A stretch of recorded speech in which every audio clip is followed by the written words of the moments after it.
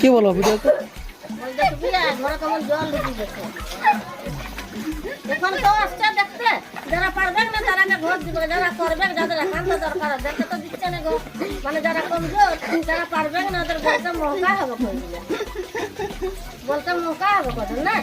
আর গরিবদের টাকা খরচ করতেছে, এটা বলো ভোট দিবে, ভোট দিবে পালাই গেল। কি গো, কিছু বুঝতে পারছো? এই যে আজকে 8 দিন ধরে যে বর্ষা আছে, ঘরে লেগে বেড়াতে পারছো না, কাজ নাই কাম নাই, তো ঘরে মানে খাইতে ঘলটে ঘলটে দিন কাটাতে হচ্ছে, রাত কাটাতে হচ্ছে। কেউ বা 4-5 জন মিলে তাস খেলছে, হ্যাঁ, কেউ বা কোথাও কিছু করছে, কে পাটা নিয়ে ঘুগি নিয়ে মাছ ধরতে যাচ্ছে।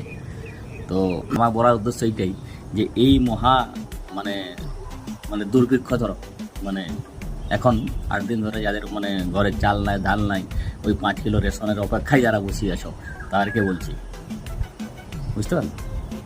তো ওই জন্য ভালো মানুষকে দেখো, ভালো মানুষকে চুজ করো, আর ভালো মানুষের সঙ্গে হাঁটো, ঠিক আছে?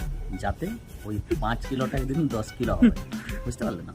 তো এই জন্যে আমি বলছি নাই যে তুমি ওকেই ইয়ে করো।